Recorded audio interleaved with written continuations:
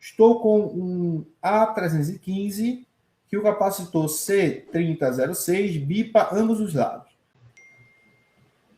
C3006 é um capacitor que está ligado ao GND. Tanto de um lado quanto do outro. Ou seja, não é falha. Se você tem esse aparelho aí, que o aparelho não está ligando, seja o que for que está acontecendo aí, não é por falha nesse capacitor, certo? O capacitor está ligado aqui ao GND, ligado à parte de radiofrequência, né, um bloco de sensor aqui, justamente para fazer filtragens, certo? Capacitor aqui de 4.7 nanofarad, né, ou 4.700 nanofarad. Ok? Então, o capacitor está ligado nos dois lados aí no GND. É só você verificar aqui, ó, sinalzinho, né? Tanto no lado está ligado no GND, quanto no outro lado ligado no GND.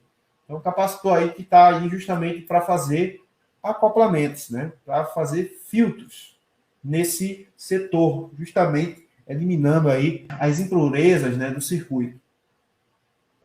O aparelho começa a carregar e vai descarregando, né? Primeira coisa que você tem que fazer, cara, é o básico.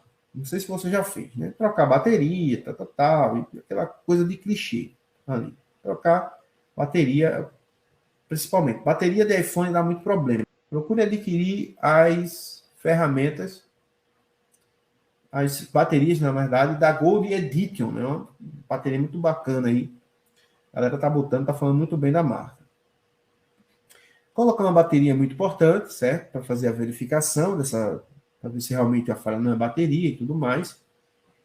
E outra coisa que você deve verificar. Quando você coloca esse aparelho para carregar, pode ser até com a bateria que está aí mesmo, você deve observar no seu USB Charge. O USB Charge é esse equipamento aqui, ó. Tá vendo esse equipamentozinho aqui, que está em cima da fonte? Esse é o USB Charge, né? Falo assim porque às vezes o aluno está começando e tal, às vezes tem tanto aluno que às vezes eu não sei qual é o que está no nível mais elevado, o que ainda está começando, o que está no nível intermediário, então eu sempre gosto de dizer. Então, ó, coloca aí no USB Charge e vê como é que ele está se comportando no USB Charge. É muito importante. Ele começa 600, 700, depois ele vai caindo e fica zerado, fica em 10 ali, né? Tipo 100 mAh. Quando isso acontece, você pode ter uma falha pelos pinos de SWI. O que é SWI ou I2C nos iPhones, né? É o iPhone 8 aí, se eu não me engano, é SWI, depois é I2C, né? É o seguinte, no conector de bateria dos iPhones, a gente vai ter duas malhas, que são as malhas que a gente chama de SWI. É uma linha de dados, é uma linha de interface, né? Uma linha que controla o carregamento. Digamos que fosse a BAT-ID dos Androids.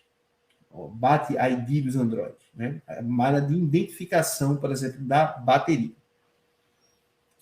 Quando a gente às vezes vai trocar a bateria dos iPhones, ou sei lá, alguém vai trocar alguma coisa, desconecta ali, conecta novamente, os pinos do SWI, eles ficam aterrados. Beleza? Eles ficam aterrados, ele fica para dentro do plástico. Então a gente tem que pegar uma pinça, forçar ele ao contrário, para ele colocar a cabecinha novamente para fora do plástico. E aí, quando a gente conecta, o aparelho carrega normalmente. O primeiro procedimento é esse. É ver se a falha não é por SWI. Por quê? Porque esse tipo de falha, esse tipo de comportamento que você está falando, é exatamente um comportamento que acontece muito por malhas de SWI. Às vezes o aparelho está ligado, não carrega direito, às vezes ele reinicia, às vezes ele fica carregando, não sai de 1%, às vezes ele descarrega até 5%, não carrega mais, depois ele começa a descarregar. Então, esse tipo de falha que você está falando tem muito a ver com falhas de SWI. O primeiro procedimento é verificar os pins de SWI. Professor, mas qual é os pins de SWI? Se você pegar aí no YouTube, colocar assim, falha de SWI, iPhone 7, o iPhone 6, iPhone 8, qualquer iPhone, falha de carregamento por SWI. Você vai ver vários vídeos que a galera mostra, né? Inclusive até acho que tem até vídeo do YouTube falando sobre isso também, mostrando isso.